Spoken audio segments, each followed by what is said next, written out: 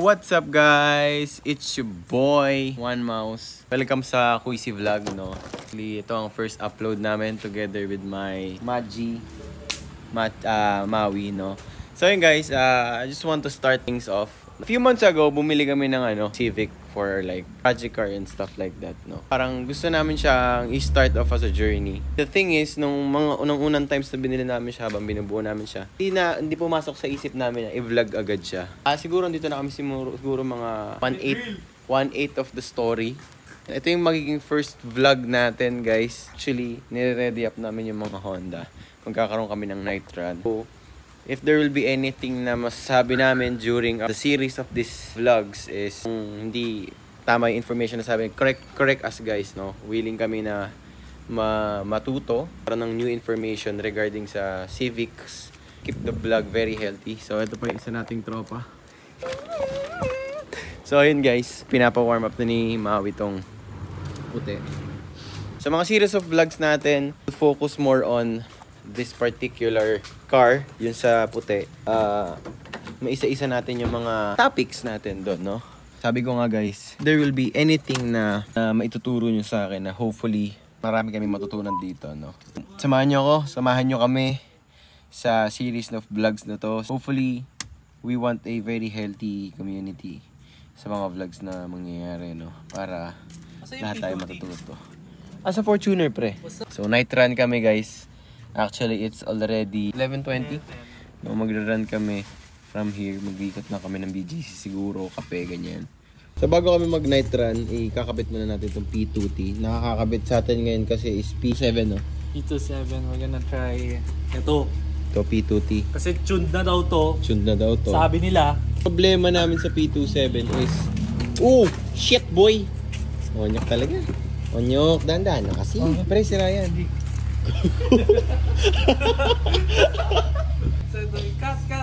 Cut. Yung problema namin sa P27 kasi guys, pagdating na 5,000 RPM, medyo nagkakaroon siya ng konting problema. Parang biglang naglo-low power, ganun. Hindi namin alam kung sa tuning lang siya or may problem sa chip. Sabi ko nga, hindi pa naman ganun kalawak yung knowledge namin in terms of the mga Civic. So, kung may mga sasuggest kayong gawin namin, let us know in the comment section below. Hey! Pangina! Ang lupit. Ang lupit. Ating P27. So, P27 na nanggaling sa tropa namin. Oo. Number namin siya. So, tuned na siya. Yun na nga lang, palagyan ng limiter. Tuned na siya. Nakaset na siya for SIR. Ibang makina natin. Huwag na kayo magtaka kung bakit nandyan yung ating battery. Shit! Nakatanggal pala yung negative. So, si Mos ang magkakabit kasi nahirapan ako. Lady hands yan, no? Iba to yung notch nito. Iba, may mga kanto to. Baka pre. Dito lang. Honda, yeah. May pink. Ang galing nga. Tama, sa taas to. Ang galing nga. Ito nga pala si Macho. Ang packboy ng Caloocan. Hindi po. Joke lang. Ang galit na joke. So yun po pala, hindi po pala siya pitted. Yeah, sadly. Namin sa loob. Siyempre. Ayan si Onyok guys. Eee! At sound check. Uy, ba't parang iba yung tunog niya ngayon? Ting, ting, ting. Ayan guys, malabas na kami. Na night run na kami with this car. Eh, hindi mo na pwede pakita. Yung white. Ito, pangalan niya is Leslie guys. No? Yan. Let's go. G-Man. Ayan guys. Sa isang kotse. And we're going for a night ride. So normally ito ginagawa namin to like 11:30 or 12. Parang hindi siya ganun kasikip masyado. Alam mo, parang chill nights lang. Kasi kami guys, honestly, hindi kami talaga sanay mag-manual. Marunong kami, may idea kami like how the manual works, the basics, pero hindi kami sanay, hindi kami experiencado. Ganun.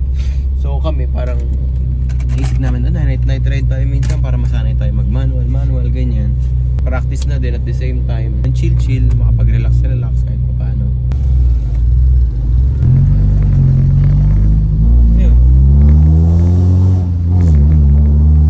Yan. Si Machu katakutan! Ang fuckboy ng Caloocan guys. No, para lang sa kaalaman yung lahat. Ay! Water. Starbucks! upgrade ng mga gago. Pogi ng pong na. Kailan kami ng kape dito sa Starbucks and then chill lang kami dun sa parking. Okay, score sa inyo guys mamaya yung kotse kapag far. At pakita ko na sa inyo mga pinalta namin dun. Sabi ko nga, since first vlog natin to, no? So kung may pakita sa inyo yung mga hindi namin na vlog. Kasi diba pre, ilang impon na rin natin sa atin si Leslie talaga. Actually hindi kasi namin in-expect na magiging journey siya, no? Parang ang aim talaga namin nung una is parang gusto namin gumawa ng EK9. For fun lang, parang gano'n lang. Pero hindi pumasok sa isip namin na parang i-vlog siya as journey. Nung andun yung EK9 at ginagawa na namin siya, parang unti-unti namin naisip na parang okay to may napinaglilibangan kami gano'n. So parang yun, naisip namin na gusto na rin namin siya i-vlog. Sino o wala, parang kumbaga sa amin parang ano lang siya, parang storyline na lang din siya ng ano. Kumbaga naging journey namin. Natututo rin kasi kami guys. So marami pang problema lalabas to for sure. Pero di ba sabi nga namin, it's the experience naman eh. So yun, ayun na siya. Hey, nilibre kami! Gago, nilibre kami! Nilibre kami!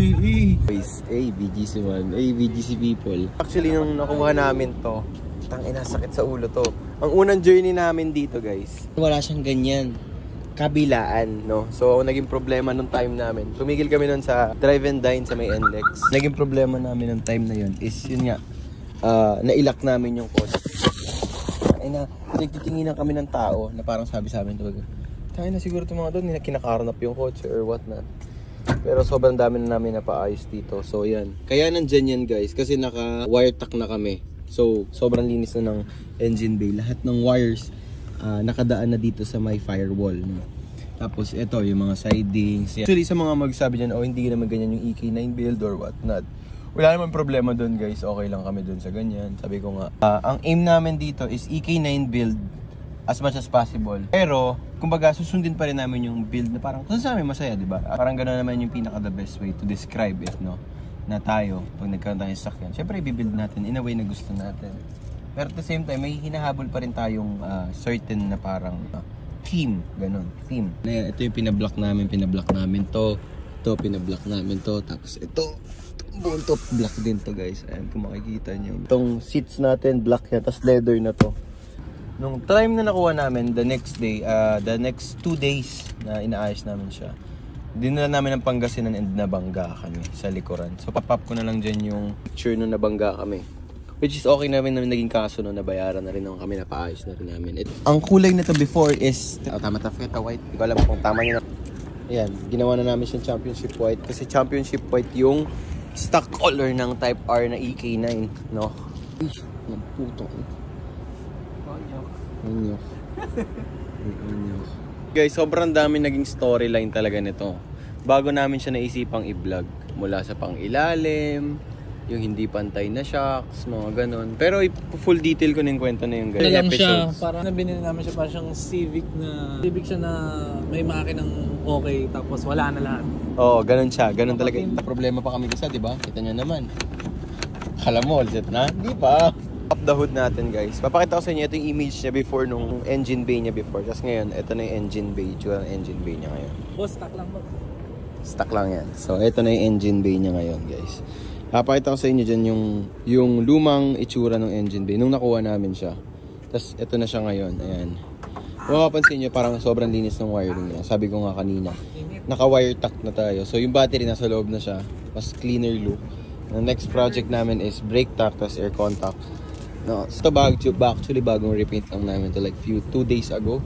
Stock lang yan, boss? Stock lang yan. Stock lang yan eh. Kung may mga sasuggest kayo guys na pwede namin gawin dito sa engine bay na pampalinis or pampa-upgrade, gano'n. Kasi syempre, Mugen power yan eh. Originally, ang mugs natin, papakita ko sa inyo yung lumang picture. Ayan, P1 no? Oh, original. P1 Racing Body Club. So for yun pa lang naman, tapos syempre, pinchik up the 90s. Pinchik up the 90s yan eh. Packboy ng Caloocan. QC Capitals. QC Capitals pa. Case yung starter pack ng car guy sa mga meat. Cellphone tapos baby. Papansin nyo, hindi siya perfectly na parang aligned. Ayan. Kasi nagkaroon ng history of bangga nga yan. Kami sa may Pangasinan. Come on, spoon. Basta halos to. So guys, bibigyan ko lang ng quick montage ng ano natin, ng Civic natin na on the press. Go. 1, 2, 3. Let's go. Kuya Dok. Oras na para gumawang reseta, panuldok sa mga haters ko na puro mema itutok. Man sa aking bakal ay etcha puwera iputok mo. Kung gusto mo magmeet siya ng gera, pwesa ko kakaiba, hindi kaya ihambeng. Gusto nyo magbida, halatang kulang sa lambeng. Angas namin natural, ibang klase yung tinde. Smooth yung mga lakad ko, yung inyo tabingi.